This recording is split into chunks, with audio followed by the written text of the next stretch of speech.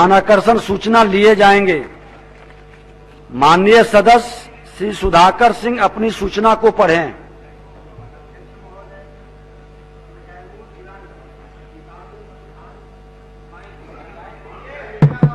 कैमूर जिला में किसानों का धान अभी तक मात्र 65% ही सरकार द्वारा क्रय किया गया। सरकार का धान खरीद लक्ष्य से बहुत कम है। ऑनलाइन रजिस्टर्ड इच्छुक किसानों का धान अभी तक नहीं खरीदा गया, जबकि धान क्रय करने की समय सीमा समाप्त हो चुकी है। ऐसे में किसान बिचौलियों के पास अपना धान बेचने को मजबूर हैं। अतः किसानों का धान क्रय करने की अवधि 25 मार्च तक बढ़ाने हेतु हम सदन के माध्यम से सरकार का ध्यान आकृष्ट करते हुए अध्यक्ष महोदय, आगे विषय ये है कि कमोबेश पूरे बिहार में हालत इससे भी बदतर है। 45 लाख टन धान खरीद के माननीय सदस्य, अब माननीय मंत्री सहकारिता विभाग सुन लें इनको। महोदय, खरीफ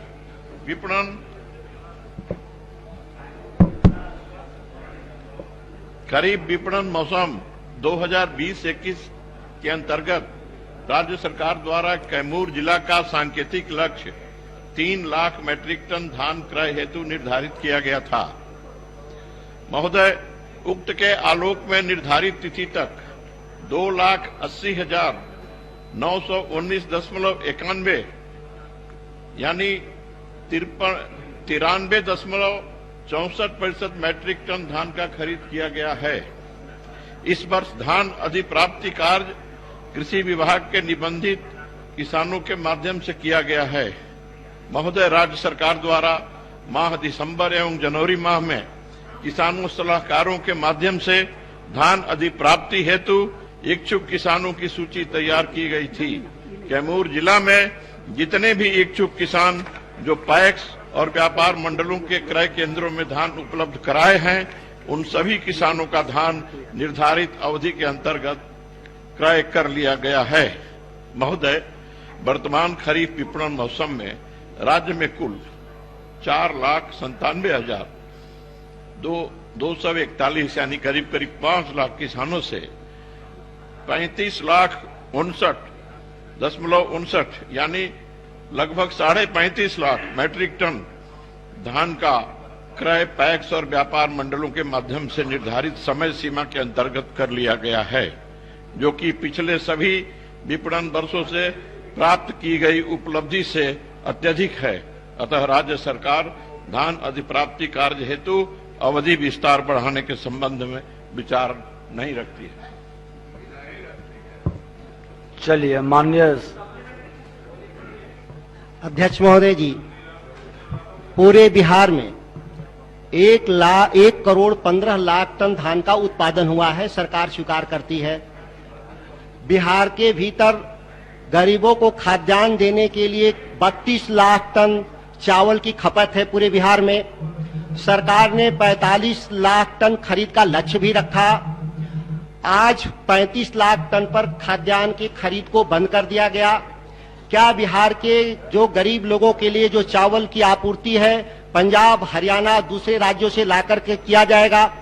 सरकार किसको धोखाधड़ी में रखना चाहती है, यह समझ से परे है। जब बिहार में धान उपलब्ध है, बिहार में किसान उपलब्ध हैं, तो सरकार क्यों नहीं खरीदना चाहती है? जबकि पहले 31 मार्च तक धान खरीद होता रहा है, ये पहली बार नहीं है। आप पूरा पूछिए, आप बैठ जाएं। महोदय, धान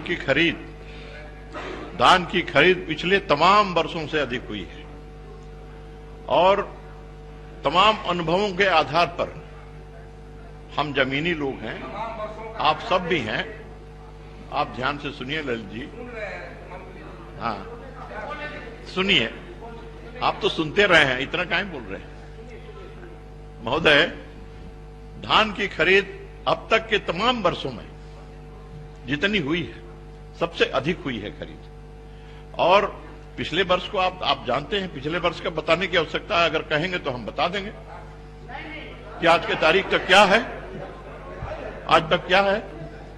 और माननीय मंत्री जी, आप आसन की ओर और हमने अनुमान लगाया है अध्यक्ष महोदय, सरकार ने अनुमान लगाया है तमाम अनुभवों के आधार पर कि 21 फरवरी के बाद, मिडिल फरवरी के बाद किसानों के पास धान नहीं बच जाता है, वह धान बाजार में आ जाता है। तो मिलर और व्यापारियों को एमएसपी का लाभ दिलाने के लिए ऐसा करना उचित नहीं है, इसलिए धान अधिप्राप्ति हम लोगों ने बंद कर दिया। आप इसमें अध्यक्ष महोदय, नेता बहुत ही प्रतिपक्ष महत्वपूर्ण- इसमें बहुत ही महत्वपूर्ण सवाल है महोदय।